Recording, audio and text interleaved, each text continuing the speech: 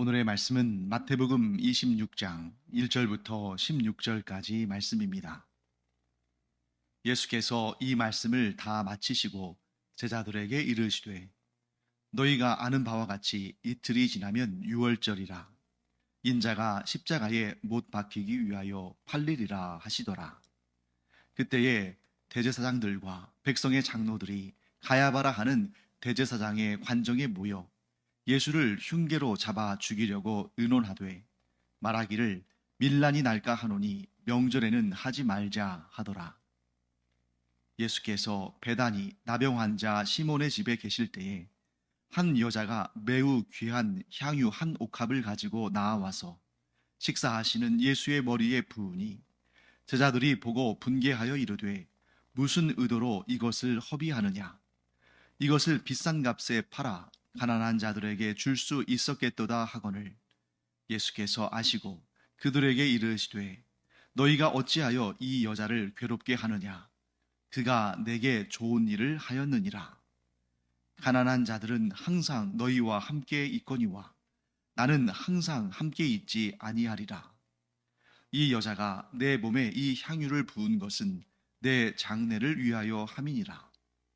내가 진실로 너희에게 이르노니 온 천하에 어디서든지 이 복음이 전파되는 곳에서는 이 여자가 행한 일도 말하여 그를 기억하리라 하시니라.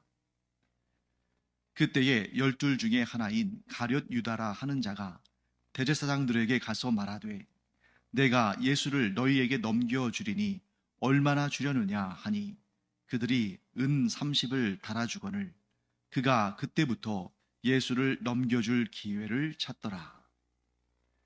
네, 오늘 이제 우리 다음 주면 다음 주간이 이제 고난 주간이죠. 그래서 이번 주와 다음 주 이렇게 두 주간에 걸쳐서는 우리가 예수 그리스도의 십자가의 고난에 관한 그러한 내용들을 살펴보겠습니다. 그래서 이번 주에는 마태복음 26장의 내용들을 우리가 살펴볼 것이고요. 다음 주 고난 주간에는 이제 마태복음 27장 예수님의 십자가의 고난에 대한 그런 상세한 내용이 나와 있는 그 27장을 우리가 함께 살펴보도록 하겠습니다. 그래서 오늘은 마태복음 26장 1절부터 16절까지 말씀을 우리가 함께 읽었습니다. 오늘 본문의 말씀의 1절은 이렇게 시작합니다. 예수께서 이 말씀을 다 마치시고 제자들에게 이르시되, 자, 예수님께서 어떤 말씀을 다 마치신 다음에 제자들에게 또 이렇게 말씀하셨다는 거죠. 그래서 이 말씀들은 뭐냐? 그 내용이 이제 마태복음 이 26장의 바로 앞에 있는 25장의 내용들이겠죠. 즉 예수님께서 마태복음 25장에 있는 내용들을 다 말씀하신 다음에 그리고 26장에 있는 말씀을 하셨다. 이렇게 마태는 기록하고 있습니다. 자, 그렇다면 우리가 잠깐 이 바로 앞장에 있는 마태복음 25장이 어떤 내용들로 구성되어 있는지를 좀 살펴보는 것이 오늘의 본문의 말씀을 이해하는 데 도움이 되겠죠. 25장의 1절부터 13절, 그리고 14절부터 30절, 그리고 31절부터 46절 이렇게 마태복음 25장은 세 가지 내용으로 구성되어 있습니다. 첫 번째 1절부터 13절까지는 열처녀 비유가 나오고 그 다음에 두 번째 14절부터 30절까지는 달란트 비유가 나옵니다. 그리고 마지막 31절부터 46절까지는 인자가 다시 오실 때에 이 세상에서 양과 염소를 나누실 것이다 하는 그런 말씀을 하시죠. 자, 그럼 한번 생각해 볼까요? 25장이 3등분해서 세 가지의 말씀을 예수님께서 전하시는데, 자, 열처녀 비유. 첫 번째가 열처녀 비유였죠. 이 열처녀 비유는 뭘 의미할까요? 신랑이 올 것을 준비하고 있는 여인들, 그리고 준비하지 않은 여인들, 그 차이를 설명하는 거죠. 즉 그 안에는 어떤 의미가 담겨 있습니까? 주님께서 다시 오실 날을 준비하고 있어야 한다. 이 말씀을 예수님께서 하신 거예요. 그 다음에 두 번째는 14절부터 30절까지에 나오는 달란트의 비유인데, 우리가 잘 알고 있는 달란트 비유 아닙니까? 그래서 5달란트, 2달란트, 1달란트를 종들에게 주고 주인이 먼 곳으로 떠나죠. 그리고 나중에 돌아와서 또 계수를 하면서 그 종들이 얼마를 남겼는지를 또 이렇게 결산을 합니다. 자, 그것은 뭘 의미할까요? 주님께서 언젠가 다시 돌아오실 텐데, 신학적으로 말한다면 재림이죠. 주님께서 재림하시는 날 반드시 결산할 그 순간이 오게 된다 하는 것을 말씀합니다. 그리고 마지막 31절부터 46절까지는 인자가 다시 오실 때, 인자가 영광 중에 천사들과 다시 오시는데, 그때 이 세상에 있는 사람들을 양과 염소, 즉 예수 그리스도의 사람들과 사탄에 속한 사람들을 나누신다. 자, 이 세 가지 공통적인 사건 하나를 전제하고 있죠. 이게 무엇입니까? 예수 그리스도의 재림. 그러면 예수 그리스도의 재림이, 즉 다시 오심이 있으려면 어떻게 해야 됩니까? 예수 그리스도께서 떠나셔야죠. 떠나신 다음에 다시 오시는 거 아닙니까? 그러면 예수님께서 어떤 방식으로 떠나시는가? 그것이 바로 예수님의 십자가의 죽으심과 부활과 승천이라는 이 연달아 이어지는 이 사건들을 통해서 예수님께서 하나님의 보좌 우편에 계시다가, 그리고 어느 때인가 재림하시는, 심판주로 오시는 그때가 있다 하고 예수님께서 말씀하시는 것입니다. 그래서 이제 이 마태복음 25장은 이 마지막 절이 46절인데 이렇게 끝을 맺고 있죠. 그들은 영벌에, 의인들은 영생에 들어가리라 하시니라. 즉 예수님께서 재림하셔서 양과 염소를 나누실 때에 예수님께 속한 자들, 곧 의인으로 인정함을 받은 자들은 영생에 들어가지만 예수님께 속하지 않은 자들은 영벌에 처할 것이다, 이렇게 말씀합니다. 자, 그렇기 때문에 예수님께서는 이미 모든 것을 다 말씀하셨어요. 이미 이 앞에서 오늘 이 26장, 27장 이렇게 이 말씀들 우리가 이제 앞으로 보게 될 텐데, 이 이전에 예수님께서 십자가에 달려 죽으실 것과 장사된 지 사흘 만에 부활하실 것과 또 부활하신 다음에 언젠가 다시 심판주로 재림하실 것, 이 중요한 사건들을 예수님께서 하나도 감추지 않으시고 다 설명하셨습니다. 그리고 오늘 이제 마태복음 26장이 시작되는 것입니다.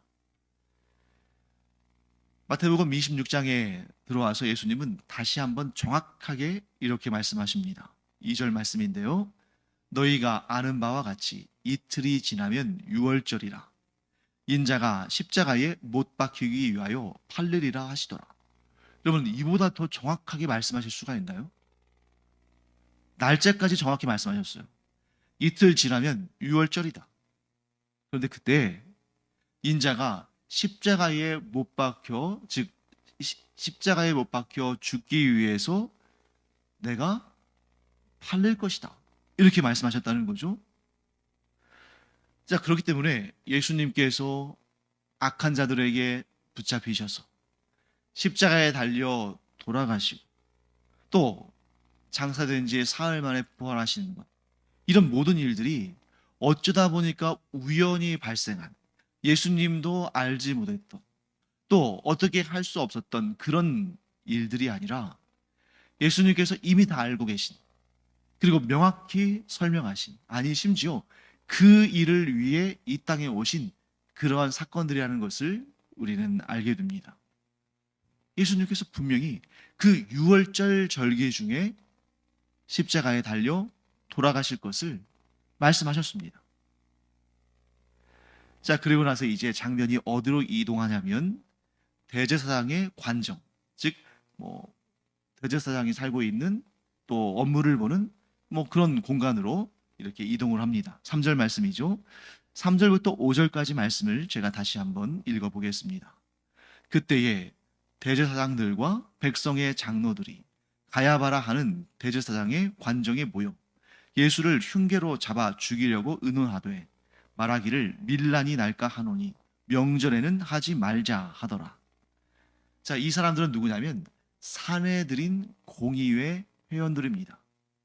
물론 사내들인 공의회 회원들 가운데서도 아리마대 사람 요셉과 같이 참 경건하고 그래서 이러한 불의한 모의에는 동참하지 않는 사람들도 있었습니다만 대부분의 사내들인 공의회 회원들, 예를 들면 제사장들, 그리고 해마다 그 제사장들의 우두머리가 있잖아요. 대제사장, 그리고 바리새인, 서기관, 사두개인, 이렇게 이 이스라엘 민족의 정치적, 종교적 지도자들이 이렇게 모여서 함께 이 수뇌부를 형성하고 있는데, 자, 그들이 어떻게 했습니까?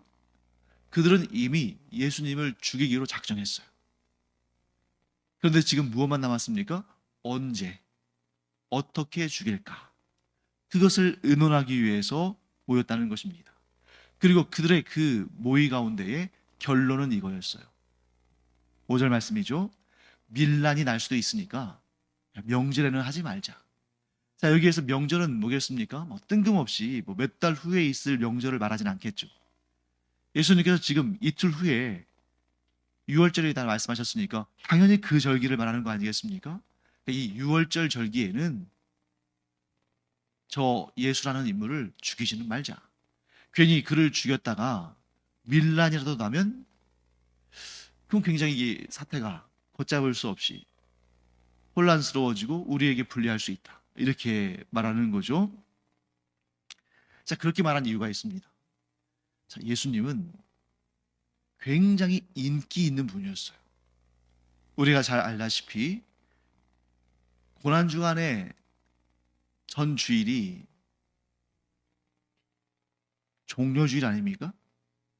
그날 예수님께서 예루살렘에 입성하시는데 수많은 사람들, 그러니까 예루살렘 시민들뿐만 아니라 이 유월절 절기를 지키기 위해서 전국 각지, 아니 주변 나라들에서부터도 많은 이제 유대인들이 또는 외국인들도 몰려들었는데 그들이 예수님을 맞이하면서 호산나를 외쳐 부르면서 왕의 이름으로 오시는 이여 호산나 하면서 자신들의 겉옷을 예수님께서 행차하시는 길에 깔고 종려나무 가지를 꺾어서 이 영광을 상징하는 거죠.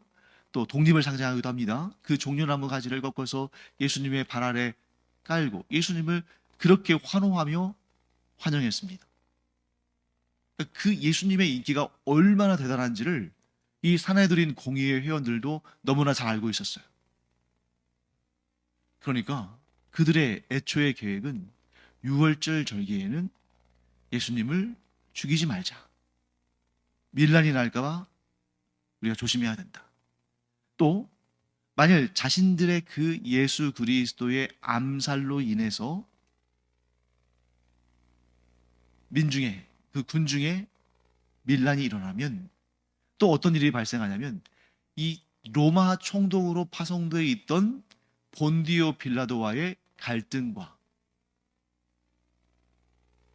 또 그들의 그 로마 군병들의 진압 과정 속에서의 여러 가지 불미스러운 일들이 발생할 수 있는 거예요. 왜냐하면 이 본디오 빌라도 로마 총독의 입장에서는 로마의 지배를 받고 있던 그 피지배 민족의 그 사회, 그 커뮤니티에서 그냥 아무 일 없이 조용히 있는 것이 최고입니다. 그런데 자기가 로마 황제를 대신해서 통치하고 있는 그 지역에서 밀란이 발생하면 이건 자기의 정치적인 그런 입지에 큰 타격을 입기 때문에 그 굉장히 그것을 가장 주의하고 가장 경계하고 있는 일이죠.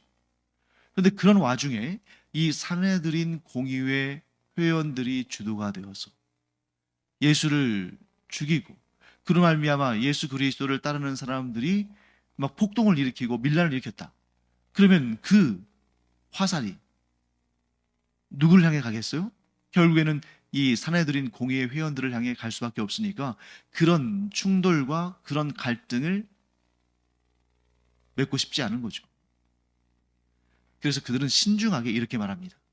우리가 저 예수라는 자를 분명히 반드시 죽여야 되는데 밀란이 일어날 수 있으니까 우리가 이 명절, 곧 유월절 명절에는 하지 말자. 자, 그런데 여러분, 우리가 잘 알다시피 예수님은 이 명절, 유대인들의 최고의 명절인 이 유월절 명절에 십자가에 달려 돌아가지 않으십니까? 예수님을 죽이려고 하는 사람들 원래 계획이 명절에는 예수님을 죽이지 않겠다는 거예요. 그런데 왜 이렇게 바뀌게 됐을까? 거기에는 계획이 급하게 바뀌게 된 이유는 가룟 유다의 배신 때문입니다. 가룟 유다는 배신의 아이콘이죠. 그런데 가룟 유다가 두 번에 걸쳐서 배신을 해요. 첫 번째 배신은 뭡니까? 예수님을 배신한 것입니다. 이 배신은 이 사내들인 공의에 예수님을 죽이려고 음모를 꾸미는 사람들에게는 굉장히 유익하고 그들에게 굉장히 좋은 거였죠. 천군만마를 얻은 것처럼 너무나 그들이 막 환호하며 좋아할 일이겠죠. 왜? 예수님의 가장 가까이 있는 12명의 제자 가운데 한 사람이 자기들에게 와서 예수님을 파는, 예수님을 배반하고 자기들 편에 붙었기 때문에 너무나 좋아할 만한 일인 것입니다. 그래서 은 30을 내어주고 예수님을 사로잡기로 한 거죠. 유다가 예수님을 유인해서 끌고 오면 그를 덮쳐서 잡자, 이런 계획이 있었겠죠. 그런데 유다의 두 번째 배신은 뭐였냐면 이 사내들인 공의의 회원들을 또 배신합니다. 그들의 입장에서 본다면 유다 입장에서는 예수님께서 자신의 배신으로 말미암아 정죄받으시고 붙잡히시고 한 그 일이 너무나도 죄송스럽고 너무나도 무섭고 너무나도 감당이 안 되니까 그가 양심의 가책으로 인해서 예수님을 판 돈, 은 30을 다시 그 대제사장 집에, 그 사내들인 공유의 회원들이 있는 곳에 가서 반납하려고 하는데 그들이 그걸 받지를 않죠. 물론 나중에 나오는 내용입니다. 그러니까 이 유다가 그것을 성소에 갖다가 던져놓고 자기는 자살을 했어요. 그러니까 이 사내들인 공유의 회원들 입장에서 보면 유다가 자신들을 배신한 거죠. 지금 사태가 심각하게 흘러가는 거예요. 만일 사람들이 이 사내들인 공유의 회원들과 예수님의 12제자 가운데 한 명인 이 유다가 결탁해서 그들이 예수 그리스도를 죽이려고 했다, 그들이 그런 음모를 꾸몄다 하는 소식이 알려지면 이게 여파가 이마저만 아니겠죠. 그래서 이 사내들인 공의의 회원들을 그들이 불의하다, 그들이 나쁘다 하면서 막 밀란이 일어나면서 그들이 자신들의 그 기득권, 이 유대인들을 지배하는 그 기득권을 또 잃어버리게 될 수 있는 거니까 그들이 당황한 겁니다. 그래서 명절에는 예수님을 죽이지 않으려고 했던 계획을 급히 바꿔서 명절의 그 큰 날, 즉 이 유월절 절기 가운데, 그러니까 이 구약 성경에는 유월절이 유대인들의 달력으로 1월 14일, 그리고 1월 15일부터 21일까지가 무교절인데 이제 이 신약 시대에 와서는 그런 구분이 거의 유명무실해지고 유월절부터 무교절까지 그 8일 동안의 기간을 전부 그냥 유월절 절기다 이런 식으로 표현을 했어요. 그래서 그 유월절 절기 중에 예수님을 십자가에 달려 죽게 하는, 그리고 그 유월절 절기 가운데 끼어 있는 대성일, 즉 이 유월절 절기 가운데 있는 그 안식일이죠. 그 안식일 이르기 전에 예수님을 급히 십자가에서 끌어내리는 그런 일들을 했던 것을 보게 됩니다. 네, 그 내용은 또 우리가 나중에 이제 가룟 유다의 배신의 또 내용들이 나올 때 또 우리가 또 배우게 됩니다. 자, 그 다음에 이제 장면이 어디로 옮겨지냐면 베다니로 옮겨집니다. 예수님께서 베다니의 나병 환자 시몬의 집에 계실 때예요. 6절과 7절 말씀을 제가 다시 한번 읽어보겠습니다. 예수께서 베다니 나병 환자 시몬의 집에 계실 때에 한 여자가 매우 귀한 향유 한 옥합을 가지고 나와서 식사하시는 예수의 머리에 부으니. 자, 베다니는 예수님께서 예루살렘에 입성하실 때마다 자주 머무시던 곳입니다. 서울로 따진다면 이제 이 예루살렘이 우리의 서울 정도 된다면 이 베다니는 남양주나 구리 정도 될 거예요. 그러니까 이 예루살렘 성 안에서 숙소를 마련하기는 쉬운 일이 아니니까 명절 때는 뭐 예루살렘 성이 완전히 이 전국 각지, 전 세계 각지에서 오는 사람들로 넘쳐나니까요. 그러니까 이 가까운 근교에 있는 베다니, 이 지역에서 머무시면서 예루살렘 성에 오가시는 그런 일들을, 그런 경우들을 보게 되는 거죠. 그때 베다니에 나병 환자 시몬의 집이라고 언급이 되어 있습니다. 이 시몬이라는 사람의 집이 이제 이 베다니에 있었는데 그 사람이 나병 환자였다. 정확히 나와 있진 않지만 우리는 충분히 이렇게 추측할 수 있고, 이 추측은 뭐 거의 99.9% 확실하겠죠. 베다니에 나병 환자 시몬이 살았는데, 이 나병이라는 병은 이 유대인들에게 있어서는 저주받은 병이잖아요. 그래서 살았어도 산 것만 못한, 아니 오히려 죽은 것만도 못한 그런 저주스러운 질병이라고 여기는 것인데, 예수님께서 분명히 그 나병 환자 시몬의 병을 고쳐주셨을 겁니다. 그러면서 예수님을 너무나 감사하게 여기고, 그래서 예수님께서 예루살렘에 들어가실 일이 있으면 그 집에서 좀 머물게 또 장소를 내어드리고 아마 그러지 않았을까. 또 식사도 대접하고, 그때 한 여자가 매우 귀한 향유 한 옥합을 가지고 나와서 식사하고 계시는 예수님의 머리에 부었습니다. 자, 이 여자가 누굴까? 뭐 여기 정확히 나와 있지는 않잖아요. 하지만 역시 우리가 추론할 수가 있죠. 아마도 이 여인은 이 나병 환자였다가 예수님의 치유하심으로 고침을 받은 시몬의 누이든 친족이든 하는 그런 관계이지 않았을까라고 충분히 합리적으로 추론할 수가 있습니다. 자, 그렇다면 이 여인이 왜 식사하고 계시는 예수님의 머리에 향유를 부었을까? 또 여기에 대해서도 우리가 좀 몇 가지 추론할 수가 있겠죠. 그 첫 번째 추론은 그녀가 아마도 자기의 오라버니든지 뭐 하여튼 자기의 친족인, 가족이거나 친족인 이 시몬의 병을 고쳐주신 예수님께 너무 감사해서 자신이 드릴 수 있는 최고의 예물을 준비해서 예수님께 부어드렸다, 이렇게 추론할 수 있겠죠. 자, 만일 이 추론이 맞다면 그녀가 예수님을 향해서 얼마나 감사의 마음을 표하고 싶었는지를 느끼게 되죠. 정말 저주받은 질병을 앓고 있던, 나병을 앓고 있던 뭐 자기의 오라버니이건 뭐 가족이건 친척이건 이 시몬을 그 저주로부터 건져내어 주시고 다시 함께 모여서 살 수 있게 하신 그 은혜가 너무 감사해서 충분히 그런 값비싼 향유 한 옥합을 준비해서 부어드릴 수가 있는 것입니다. 그 값비싼 향유 한 옥합은 보통 어느 정도의 가치를 지니고 있냐면 이 당시에 숙련된 노동자의 1년 품삯, 1년 임금, 연봉에 해당하는 거예요. 그 오늘날의 가치로 따진다면 대략 한 3천만 원에서 5천만 원 정도 될 수 있는 그 정도의 값비싼 향유입니다.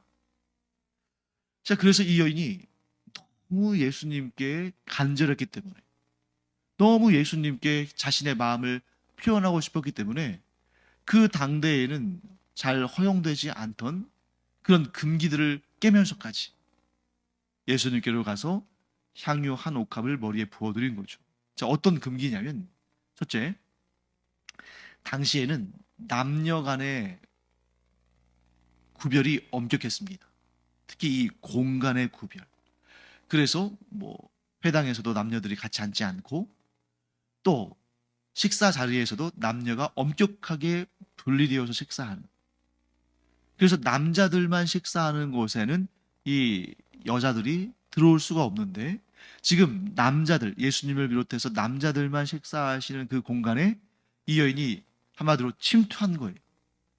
그 당시로 따진다면 굉장히 무례한 일이고 일탈 행위에 가까운 거죠. 그럴 정도로 예수님을 뵙기를 원하고 예수님께 향유를 드리기를 원했던 거죠. 둘째, 이 값비싼 향유는 그렇게 함부로 사용할 수 있는 것이 아닙니다. 그러니까 예를 들면 지금 이 여인은 다른 목적을 가지고 왔기 때문에 예수님의 머리에 향유를 부었지만, 일상적인 식사의 자리에서 식사를 하고 있는데 그 머리에다가 이 비싼 향유를 붓는 경우는 없는 거죠. 이 굉장히 상식 밖의 일들을 하는 거예요. 그렇기 때문에 예수님의 제자들은 그 상황이 이해가 안 됐습니다. 여인이 남성들만 식사하고 있는 자리에 치고 들어온 것도 굉장히 불쾌했는데, 아니 왜 그 값비싼 향유를 예수님의 머리에 붓느냐 이거예요. 이해를 못한 겁니다. 그래서 이해를 못하고 있으니까, 이 여인의 의도를 알지 못하니까 자기들 나름대로 막 이렇게 상상하고 추측합니다. 뭐라고 하냐면, 이 정도 값비싼 향유면 비싼 값을 받고 팔아서 가난한 사람들을 얼마나 많이 도와줄 수 있었겠느냐. 그런데 왜 네가 이 값비싼 향유를 이렇게 낭비하고 허비하느냐. 이렇게 말하면서 이 여인을 질책하고 비난합니다. 왜요? 이 여인이 왜 그 값비싼 향유를 준비해서 예수님의 머리 위에 부었는지를 알지 못하니까, 이 여인의 마음을 알지 못하니까 자기들 나름대로 자기들 마음대로 생각하고 비난하고, 뭐 이 향유의 가치라면 어떻게 쓰면 좋고 자기들 마음대로 지금 떠들고 있는 거예요. 그런데 그 자리에서 이 여인의 마음을 알아본 이는 오직 예수님밖에 없었습니다. 오직 예수님만이 이 여인의 마음을 알아보신 거예요. 예수님은 이렇게 말씀하십니다. 가만둬라. 가난한 자들은 항상 너희들 곁에 있어서 너희가 언제든지 도와줄 수 있지만, 나의 장례는 이번 한 번뿐인데 저 여인은 나의 장례를 위하여, 즉 나의 장례를 준비하기 위하여 저 향유를 사용했다. 자, 그렇다면 왜 이 여인은 예수님의 장례를 준비했을까? 그리고 예수님의 제자들은 왜 이 여인의 그 의도를 알아채지 못했을까? 이 여인이 뭐 특별해서가 아닙니다. 아주 보통의 평범한 여인이었어요. 그런데 여러분, 오늘 설교의 앞부분에서 제가 여러 번 말씀을 드렸는데, 예수님은 이미 그 이전에, 지금 마태복음 25장의 내용부터 해서 그 이전까지 여러 번 예수님께서 십자가에 달려 죽으시고 장사된 지 사흘 만에 부활하실 것을 여러 번 말씀하셨어요. 이 복음서의 기록에 의하면 최소 3번 이상, 즉 공식적으로 말씀하신 것이 3번이니까 그 기록되지 않은 경우까지 합치면 훨씬 더 많은 그런 말씀을 하셨겠죠. 무엇에 대해서? 예수님의 십자가의 죽으심과 부활에 대해서. 그런데 누구보다도 더 가까이서 더 확실하게 예수님의 말씀을 듣고 있었던 제자들은 예수님의 장래에 대해서 전혀 아무런 생각이 없습니다. 준비는커녕 아무런 생각조차를 하지 않아요. 그런데 이 여인은 아마 예수님을 따라다니면서 예수님께서 십자가에 달려 죽으시고 장사된 지 사흘 만에 부활하실 것을 말씀하신 내용을 들었을 겁니다. 그리고 그 순수한 믿음으로 그 말씀을 의심치 않고 믿고, 그래서 비록 뭐 이 여인이 뭐 얼마나 재산이 많았는지 혹은 가난했는지 알 수 없습니다만, 이 여인으로서, 그 당대의 여인으로서 그 값비싼 수천만 원에 해당하는 그 향유를 준비하는 것이 얼마나 어려웠겠습니까마는, 그것을 준비해서 마치 시신 위에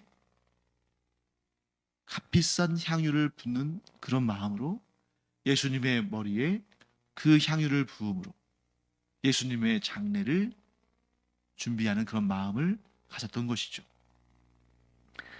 그래서 예수님은 오직 유일하게 그 자리에 있던 사람들 가운데 오직 예수님만이 이 여인의 마음을 아시고 이 여인을 기쁘게 여기시고 이렇게 말씀하십니다. 13절 말씀입니다. 내가 진실로 너희에게 이르노니 온 천하에 어디에서든지 이 복음이 전파되는 곳에서는 이 여자가 행한 일도 말하여 그를 기억하리라 하시니라. 복음이 전파되는 곳이라면 어디에서든지 예수님의 머리에 향유를 부은 이 여인에 관한 일도 전파되고 이 여인이 기억될 것이라고 말씀하신 것입니다. 그런데 이 말씀은 사실은 이런 말씀인 거예요. 이 여인에 대한 이야기는, 이 여인이 행한 일은 영원토록 기억될 것이다. 왜 그럴까요? 우리가 천국 가서도 이 여인에 관한 이야기를 할 뿐만 아니라 이 여인을 만나보지 않겠습니까? 그러니 이 여인은 영원토록 기억될 거라는 거예요. 그리고 다음으로 이 여인과는 완전히 반대의 개념에서 또한 영원히 기억될 한 사람, 한 남자가 등장합니다. 그는 바로 은 30에 예수님을 판 가룟 유다예요. 14절부터 16절까지 말씀을 제가 다시 한번 읽어보겠습니다. 그때에 12 중에 하나인 가룟 유다라 하는 자가 대제사장들에게 가서 말하되 내가 예수를 너희에게 넘겨주리니 얼마나 주려느냐 하니 그들이 은 30을 달아 주거늘 그가 그때부터 예수를 넘겨줄 기회를 찾더라. 여러분, 은 30은 출애굽기 21장 32절에 따르면 소에게 바쳐 죽은 남종 혹은 여종의 몸값이에요. 그 당시에 남종, 여종은 그렇게 사람 취급도 안 하던 그런 한 3,500년 전 그때를 말하는 겁니다. 소에게 바쳐 죽은 그 억울한 인생의 몸값이 은 30이에요. 소에게 바쳐 죽은 것도 억울한데 단 은 30. 그러니까 이 돈은 뭐 얼마 되지도 않는 돈이죠. 뭐 오늘날 우리식으로 따진다면 뭐 몇십만 원 혹은 몇백만 원 정도라고 할 수 있겠죠. 그 정도의 가치를 가진 그러한 몸값을 쳐주고 유다는 예수님을 팝니다. 그리고 그 일은 지금까지 우리가 기억하고 있을 뿐만 아니라 앞으로도 계속해서 영원히 기억될 것입니다. 자, 오늘 본문에 두 명의 중요한 등장인물이 등장하죠. 한 사람은 예수님의 머리 위에 값비싼 향유 한 옥합을 부은 여인. 다른 한 사람은 예수님을 단돈 은 30에 팔아넘긴 가룟 유다. 이 두 사람, 그 돈의 가치를 넘어서서 그들이 예수님을 어떻게 대했느냐, 예수님을 어떻게 믿고 어떻게 사랑하고 어떻게 배신하고 어떻게 대했느냐, 그 사실이 영원히 기억된다는 것입니다. 사랑하는 성도 여러분, 그렇기 때문에 우리는 오늘 지금 이 현재 내가 예수님을 향하여 어떤 마음을 갖고 있느냐가 굉장히 중요해요. 이 여인이 향유 한 옥합을 예수님의 머리에 부은 것은 아주 짧은 시간에 걸쳐 이루어진 일입니다. 가룟 유다가 은 30에 예수님을 판 것도 아주 짧은 순간 이루어진 일입니다. 그런데 그 일들이 영원히 기억되는 그러한 역사가 되는 거죠. 우리는 주님께 또 이 세상에서 어떻게 기억될 것인가? 우리가 최고로 영광스러운 기억으로 남으려면 우리의 삶의 모든 순간마다 하나님 앞에 부끄럽지 않은 그러한 생각, 그러한 말, 그러한 행동, 그러한 결정을 하며 살아가는 그런 사람들이 되어야 할 줄 믿습니다. 그래서 하나님께도 영원토록 너무나 사랑스럽고 복되게 이 값비싼 향유 한 옥합을 예수님의 머리 위에 부은 그 여인처럼 그렇게 기억되는 우리 모두가 되기를 간절히 축원합니다. 기도하겠습니다. 하나님, 한 여인과 한 남자가 영원히 기억되게 되는데 완전히 반대의 상황임을 보게 됩니다. 저희가 이 거룩한 여인, 거룩하고 복되고 아름답고 존귀한 여인으로 기억되는 이 여인과 같이 저희도 하나님께 영원토록 존귀하고 아름답고 복되게 기억되는 그런 사람들 되게 하여 주시옵소서. 감사드리며 예수님의 이름으로 축복하며 기도합니다. 아멘. 기도하는 시간입니다. 우리가 하나님께, 하나님 나라의 역사에 영원히 아름답고 복되게 기억되기를 그렇게 기도하기 바랍니다. 기도하겠습니다.